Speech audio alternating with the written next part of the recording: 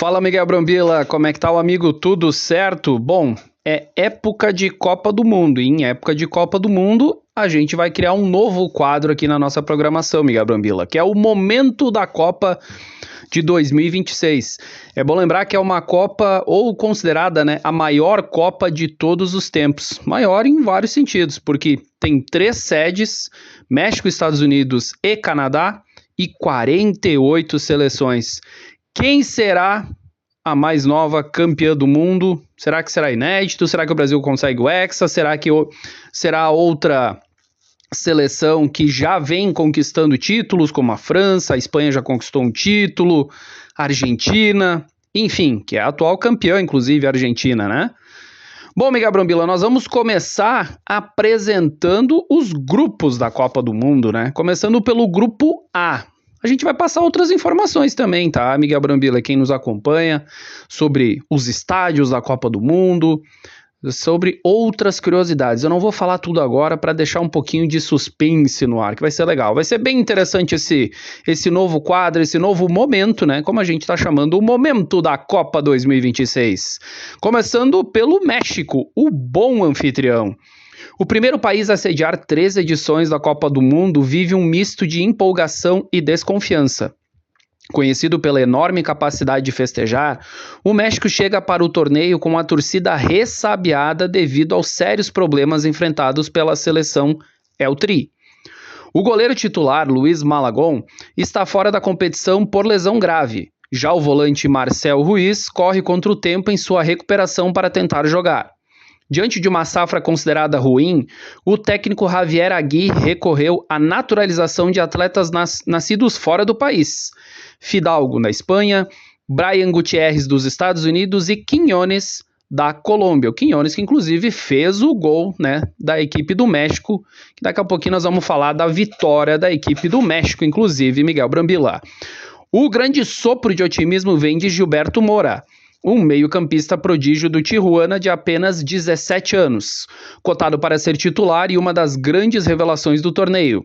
No gol, o experiente Guilherme Ochoa ganhou uma nova oportunidade e pode assumir a titularidade em seu 6º Mundial. O objetivo é quebrar a maldição das oitavas de final. O grande sonho mexicano é superar essa fase, onde a seleção foi eliminada em 7 edições consecutivas entre 1994 e 2018. A missão, contudo, promete não ser nada fácil. A melhor colocação do México em Copas foi um 6º lugar nas edições de 70 e 86. O craque é Raúl Jiménez. Revelado pelo América do México, passou por grandes clubes europeus como Atlético de Madrid, Benfica e o Wolverhampton, e atualmente joga no Fulham da Inglaterra. Atua como um pivô alto e técnico, destacando-se nas finalizações e nas assistências para os companheiros.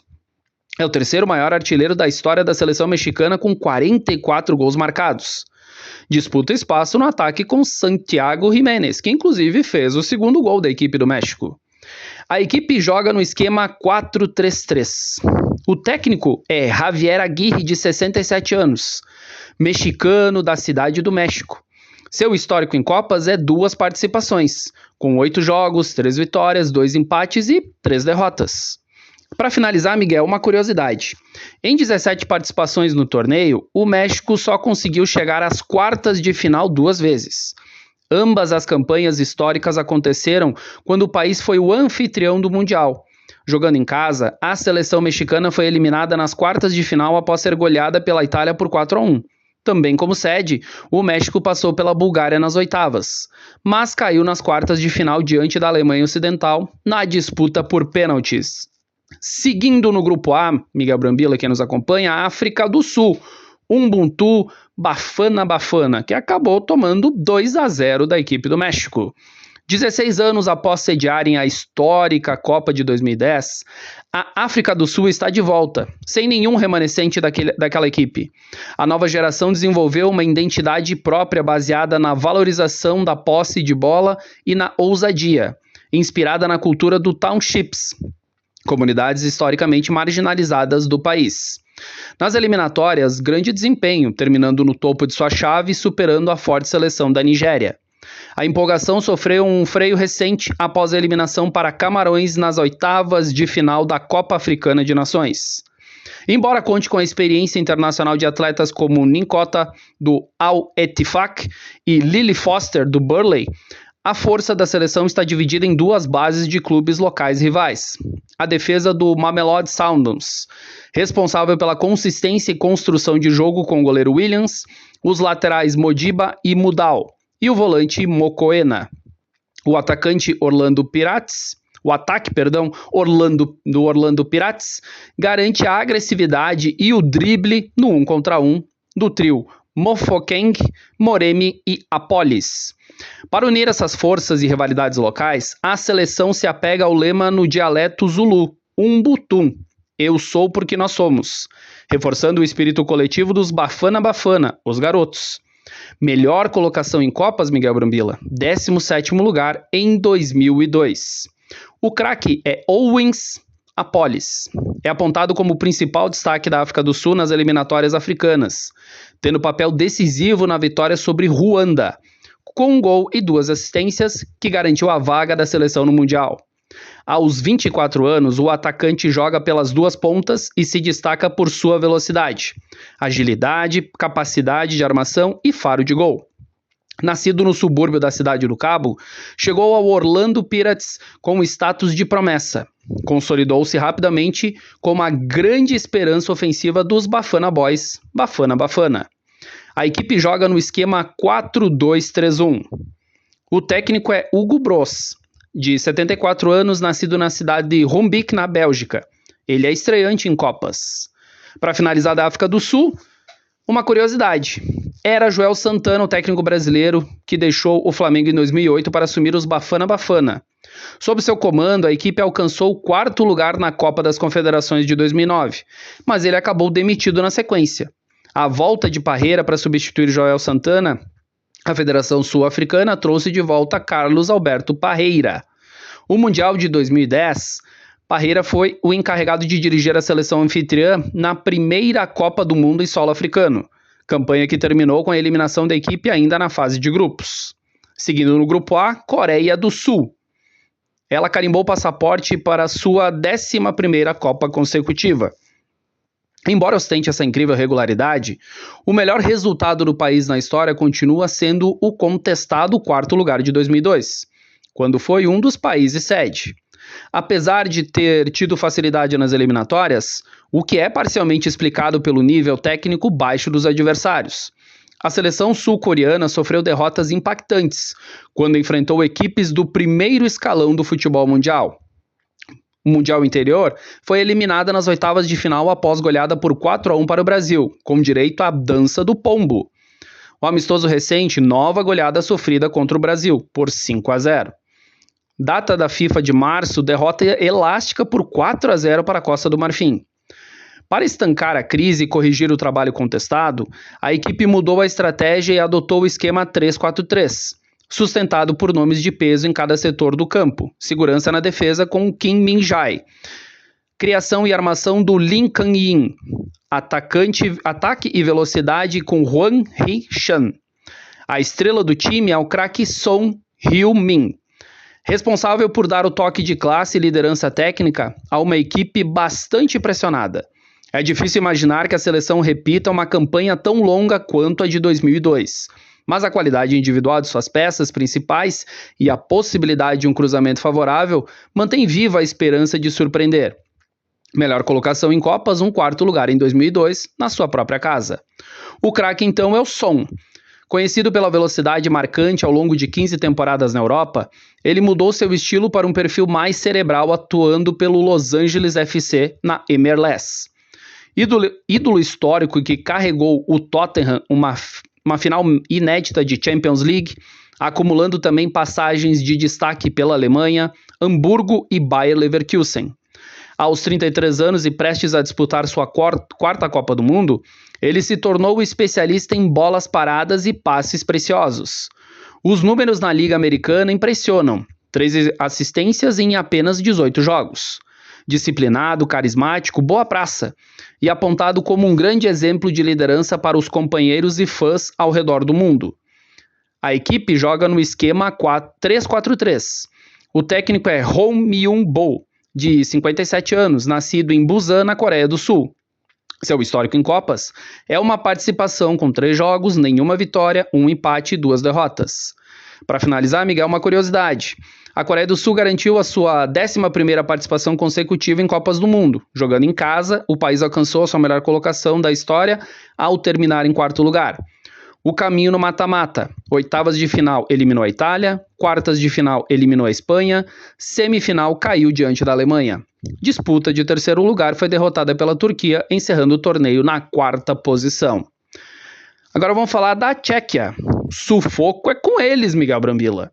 A Tchequia, a antiga República Tcheca, carimbou sua 2ª classificação para o Mundial, desde que se tornou uma nação independente da Eslováquia em 96. Na sua única participação anterior, há 20 anos, a seleção caiu ainda na primeira fase, mas agora aposta na experiência para tentar surpreender. Nas eliminatórias, terminou em 2º lugar na sua chave da UEFA. Ficando atrás da Croácia, na repescagem, superou 2 fases dramáticas contra Irlanda e Dinamarca.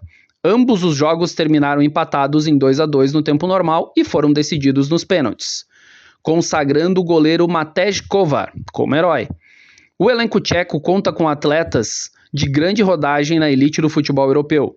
Referência ofensiva é o artilheiro Patrik Schick.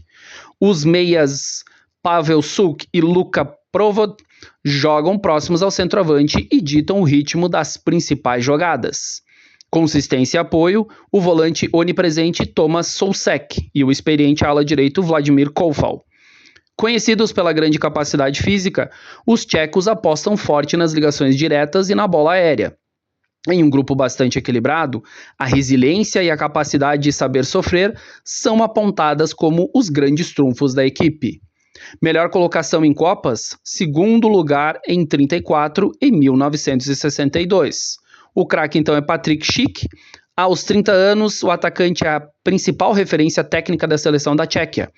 Ele é ídolo no Bayer Leverkusen da Alemanha e acumula passagens por Roma da Itália e RB Leipzig da Alemanha. Destaca-se por seus enormes recursos na hora da finalização. Ele já é o 4º maior artilheiro da história de seu país, com 25 gols e estando a apenas 1 gol de empatar com o 3º colocado, Vladimir Smisser.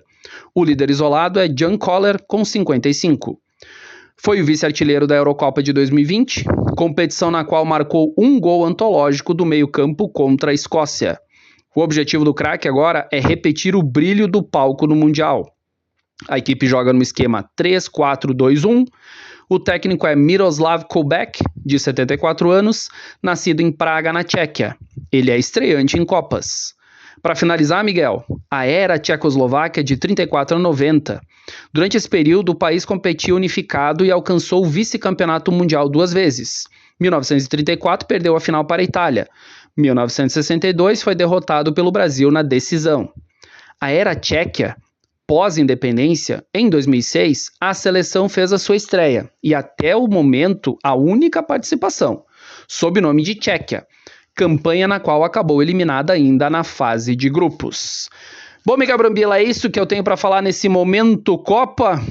Ele foi apresentado, então, nesse momento, né, com perdão da redundância, no nosso quadro, o Grupo A da competição, que já aconteceu, né? No momento que eu estou gravando esse boletim, já aconteceu o primeiro jogo, vitória da equipe do México, que foi muito superior à equipe da África do Sul, venceu por 2-0, e, obviamente, já largou na frente. A equipe africana me pareceu realmente uma equipe muito frágil. E o México, uma equipe muito forte, muitas bolas longas e um time rápido. Não sei se chegará tão longe assim na Copa, mas a atmosfera do Estádio Azteca, que na minha opinião, Miguel, é uma opinião minha particular. O Estádio Azteca, pelo seu momento histórico, por ser um estádio que já sediou 2 finais, merecia sediar a 3ª final. Mas, enfim, os Estados Unidos estão envolvidos, a gente sabe como funcionam as questões políticas também. Mas, a minha opinião particular, o Estádio Azteca deveria ser o estádio da final desta Copa do Mundo histórica, que está sediando em 3 lugares, né, Miguel? México, Estados Unidos e Canadá. Tá bom, Miguel Brambila? Um abraço para você, para todos que nos acompanham. Com informações do momento da Copa, Joselito Santos.